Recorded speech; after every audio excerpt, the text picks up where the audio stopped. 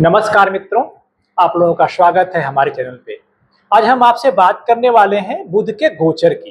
तो वर्तमान समय में बुध सिंह राशि में सूर्य के साथ बैठे हुए हैं और ये 15 सितंबर 2025 को 10:58 पर ये बुध सिंह राशि से कन्या राशि में प्रवेश करेंगे। जब भी किसी ग्रह का गोचर होता है तो हमारे कुंडली के हिसाब से हर व्यक्ति के जीवन में कुछ न कुछ सकारात्मक और नकारात्मक प्रभाव पड़ता है और समाज पे, देश पे, काल पे भी इसका असर होता है। तो आज हम जानेंगे कि बुध के गोचर का सभी 12 राशियों पे क्या प्रभाव पड़ेगा और हमें क्या, अगर जिसके पर सकारात्मक प्रभाव है उनको और अच्छा कैसे होगा, जिसके पर नकारात्मक प्रभाव है वो कैसे उसमें कमी आएगी, इसके उपाय के बारे में हम चर्चा करेंगे। उसके पहले थोड़ा सा बुध के स्वभाव के बारे में जान लें। बुध है क्या? जो बुध है इनको कालचक्र की कुंडली में मिथुन और कन्या राशि अर्थात तीसरी और छठी का इनको स्वामित्व प्राप्त है। बुध को ज्येष्ठा, अश्लेषा और रेवती नक्षत्र का भी अधिपत्य प्राप्त है। वैदिक ज्योतिष के अनुसार बुध ग्रह जो है सबसे छोटे हैं और सबसे शुभ माने जाते हैं। सभी 9 ग्रहों में बुध ग्रह को राजकुमार का दर्जा प्राप्त है। बुध को वाणी, व्यापार, गणित, तर्कशास्त्र, संचार, बुद्धि और त्वचा का कारक माना जाता है। ज्योतिष में बुध को द्विस्वभाव का ग्रह माना जाता है, यानी बुध जिस ग्रह के साथ होते हैं उसी के अनुसार फल प्रदान करते हैं। जो बुध होते हैं वो सूर्य के सबसे नजदीकी ग्रह होते हैं, जिस कारण यह बार बार अस्त भी हो जाते हैं। कुंडली में अगर बुध मजबूत हैं तो व्यक्ति बुद्धिमान, कूटनीतिज्ञ और राजनीति में कुशल होता है। तो आइए हम जानते हैं कि बुध के कन्या राशि में गोचर करने पर सभी 12 राशियों पे इसका क्या प्रभाव पड़ेगा, इसका ज्योतिषीय विश्लेषण करेंगे। सर्वप्रथम हमें जान ले चार्ट के माध्यम से कि अभी बुध की क्या स्थिति है और बुध किस प्रकार से यहाँ पे संचरण करने वाले हैं। वर्तमान समय में आप देखिए, अभी बुध यहाँ पे थे, ये आज 14 सितंबर तक यहाँ पे रहेंगे। 15 सितंबर को यहाँ से बुध आकर के कन्या राशि में यहाँ पे आ जाएंगे। इनके यहाँ पे गोचर करने के बाद जो नक्षत्र में, जो हमारे काश ब्रह्मांड में जो ग्रहों की स्थितियां होंगी वो इस प्रकार से होंगी। इस चार्ट के माध्यम से यहाँ दिखाया गया है। यहाँ पे अभी मेष लग्न में कोई ग्रह नहीं होगा, मेष राशि में कोई ग्रह नहीं होगा, वृषभ में भी कोई नहीं होगा और यहाँ पे मिथुन राशि में इस समय गुरु और चंद्रमा ये दोनों यहाँ पे विद्यमान हैं जो अच्छा योग बना रहे हैं। कर्क राशि में कोई ग्रह नहीं होगा और आपके सिंह राशि में सूर्य, केतु और शुक्र होंगे। इसके बाद जो है कन्या राशि में स्वयं बुध विराजमान होंगे, तुला राशि में मंगल होंगे और वृश्चिक, धनु और मकर में कोई ग्रह नहीं होगा। कुंभ में राहु है और मीन में शनि है। ये हो जाएगी, ये हो गई हमारे ग्रहों की स्थितियां। अब हम प्रभाव की बात करेंगे कि 12 राशियों पे इसका क्या क्या प्रभाव पड़ेगा। हम सर्वप्रथम बात करेंगे मेष राशि की, मेष लग्न के लिए।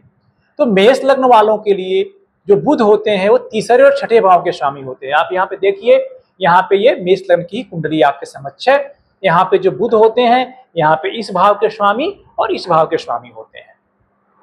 ठीक है, तो ऐसे में जो बुध का गोचर होगा मेष लग्न वालों के लिए ये छठे भाव में होगा, मतलब इनका छठा खुद की राशि होती है। ऐसे में आपको कुछ परेशानी का इजाफा हो सकता है। यद्यपि जो बुध होते हैं कन्या राशि में उच्च के होते हैं और यहाँ पे एक जो है आपका भद्र योग का निर्माण करते हैं। भद्र योग क्या होता है?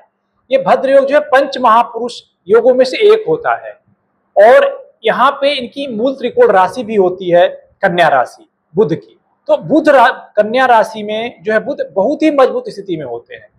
तो अगर आपके मेष लग्न की अगर हम बात करते हैं तो मेष लग्न में जो बुध होते हैं ये होते हैं मारक। ठीक है, अब जब अगर कोई आपको दुश्मन हो, मारक हो और वो उसको मजबूती मिल जाए तो क्या करेगा? कुछ मामलों में आपको अच्छा परिणाम देगा, कुछ मामलों में आपको खराब परिणाम देगा। तो इस मामले में आपके कुछ परेशानी में इजाफा होगा। छठा भाव किसका होता है? छठा भाव ऋण रोग शत्रु का होता है। ठीक है, तो इसमें आपको ऋण रोग शत्रु की संभावनाएं बढ़ने, मतलब आपको बढ़ने की संभावना होगी। साथ में कंपटीशन का भी भाव होता है। तो जो लोग कंपटीशन की तैयारी कर रहे हैं, किसी प्रतियोगिता में हैं, उनके लिए बहुत ही लाभदायक होंगे। ठीक है, और टक्कर कड़ी मिलेगी, बट आपके लिए इसमें फायदेमंद होगा। जो लोग व्यापार में हैं उनके लिए कंपटीशन स्ट्रांग होगा और आपको इसमें संभल के रह चलना पड़ेगा।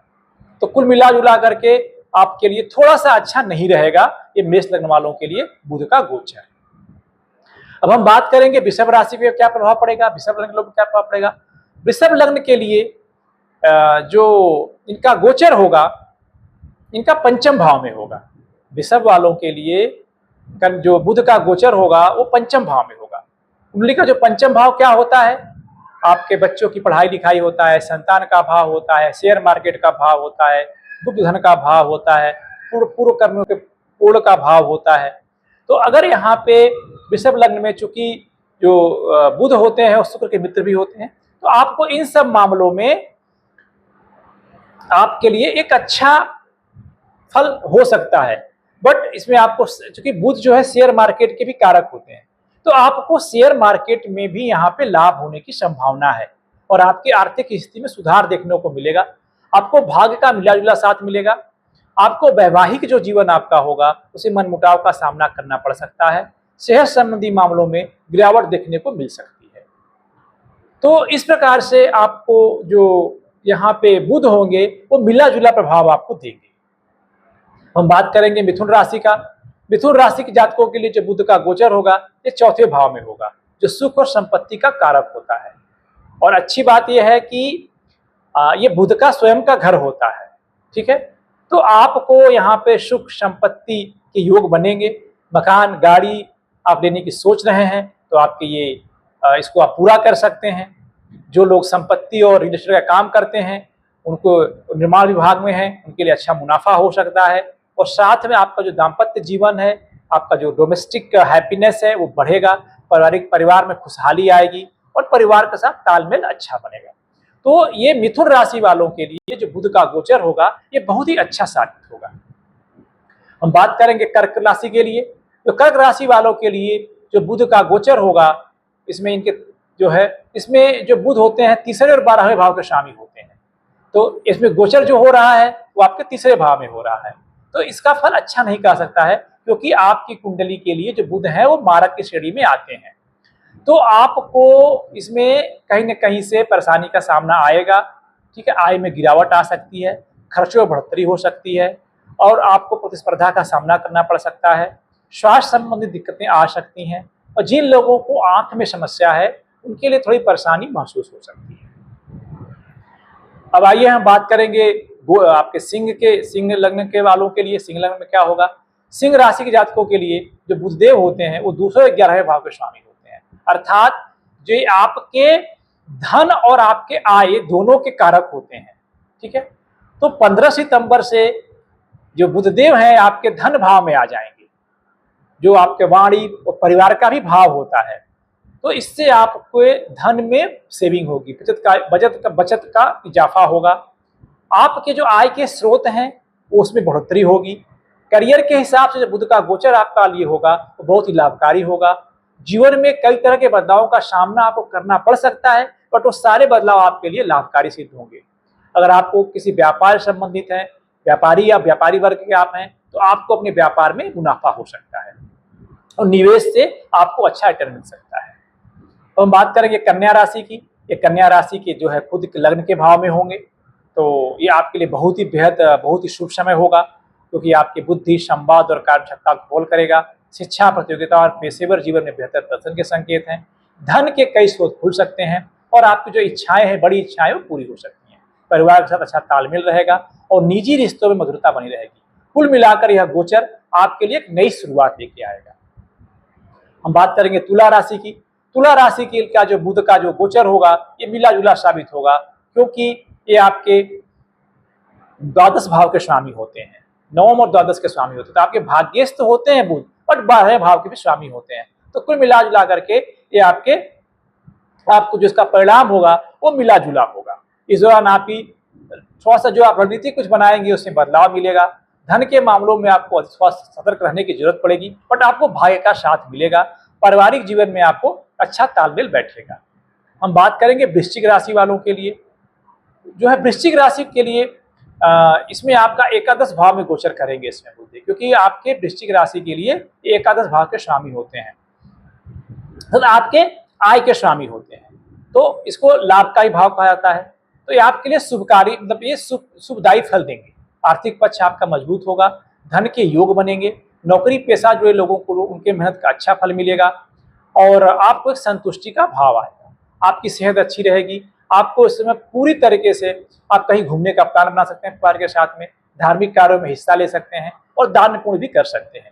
कुल मिला जुला कर कहा जाए तो बुध का यह गोचर वृश्चिक राशि वालों के लिए शुभ रहने वाला है। हम बात करेंगे धनु राशि की।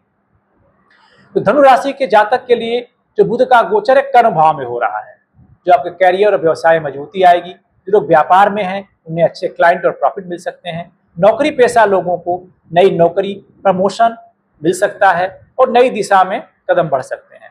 आपके पिता का सहयोग मिलेगा, पारिवारिक स्थिति बेहतर होगी, सामाजिक प्रतिष्ठा बढ़ेगी और आपका जो आर्थिक स्थिति है उसमें स्थायित्व आएगा। जीवन साथी के साथ समय बिताने का मौका मिलेगा और लंबी यात्राएं भी संभव है। हम बात करेंगे मकर राशि के लिए। मकर राशि के लिए जो बुध का गोचर है वो नवम भाव में यानी भाग्य भाव में आपके हो रहा है। यह गोचर आपको किस्मत का साथ दिलाएगा और हर प्रयास में सफलता मिलने के योग बनाएगा। कार्य क्षेत्र में आपकी मेहनत रंग लाएगी और आपकी बुद्धिमानी की सराहना की जाएगी। आर्थिक दृष्टि से समय अनुकूल होगा, आय के नए स्रोत बन सकते हैं। यदि आप नौकरी में ट्रांसफर या बदलाव चाहते हैं तो यह समय आपके लिए बहुत उपयुक्त होगा। पारिवारिक जीवन में आपका जो है सुखमय होगा और रिश्तों में मिठास आएगी। हम बात करेंगे कुंभ राशि वालों के लिए। तो कुंभ राशि के लिए जो बुध है इसमें अष्टम भाव में रहेंगे आपके, अष्टम भाव में इनका गोचर होगा। अष्टम भाव आयु का भी भाव कहा जाता है। यह आपके लिए गोचर मिला जुला असर लेके आएगा, कहीं समस्याएं आएंगी तो कहीं अच्छाई भी रहेगी। ये दोनों चीजें आपके लिए अच्छा होगा। प्रतियोगी परीक्षाओं में के लिए आपको थोड़ा सा मतलब लाभ मिल सकता है। आपके खर्चे बढ़ सकते हैं, अचानक खर्चे आपके बढ़ सकते हैं। अगर आप कोई एग्जाम दिए हैं, कोई परीक्षा दिए हैं, उसके परिणाम आपके अनुकूल आ सकते हैं। हम बात करेंगे मीन राशि वालों के लिए।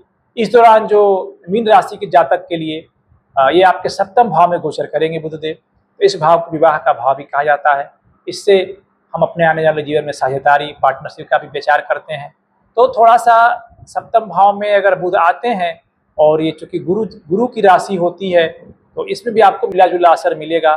थोड़ा सा आपका मानसिक मतलब डिस्टर्बेंस रहेगा इस दौरान में। आपको स्वास्थ्य के प्रति आपको लापरवाही नहीं करनी है, थोड़ा ध्यान देने की जरूरत है। अगर आपको अपना आर्थिक पक्ष मजबूत करना चाहते हैं तो अपने जीवन साथी से या घर के किसी वरिष्ठ से मशवरा करें। और जो लोग व्यापार कर रहे हैं उनके लिए शुभ फलदायी सिद्ध होगा। आपके कारोबार में मुनाफा होने की संभावना है।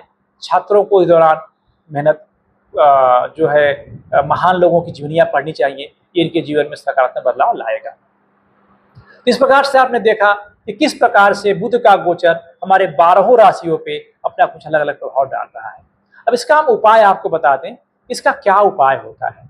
देखिए, किसी भी कुंडली में जब हम उपाय की बात करते हैं तो हमें देखना होता है कि जो संबंधित ग्रह हैं वो आपके कुंडली में योग कारक हैं या आपकी कुंडली में मारक है। अगर आपको पता नहीं है तो आप किसी अच्छे ज्योतिषी से इसकी सलाह ले सकते हैं। और अगर आपकी कुंडली में बुध योग कारक है, उनका बलाबल कमजोर है, अस्त है, तो उनको आपको एक्टिवेट करने के उपाय करने चाहिए। एक्टिवेट के लिए क्या करना चाहिए आपको, आप चाहे तो पन्ना रत्न एक होता है उसको पहन सकते हैं या बुध की आराधना कर सकते हैं। गणेश जी की आराधना और माँ दुर्गा की आराधना बहुत फलदायी होती है। आप गाय को हरा मूंग हरा चारा खिलाएं, ये आपके लिए बहुत ही लाभकारी होगा। और आपकी कुंडली में बुध आपके मारक है, मतलब आपके लिए दुष्ट हैं, आपके शत्रु ग्रह के श्रेणी में आते हैं, तो इनसे संबंधित दान और उनकी आराधना आपके लाभकारी होगी। दान क्या होता है, जैसे हरी मूंग की दाल है उसको आप दान करें, हरे वस्त्रों का दान करें, हरे चारे का दान करें। और किन्नरों को दान करना, उनका आशीर्वाद लेना बहुत ही लाभदायी सिद्ध होता है। तो और बुध की आराधना, एक बुध का मंत्र होता है ओम बुम बुधाय नमः, आपको इसका जप करना चाहिए।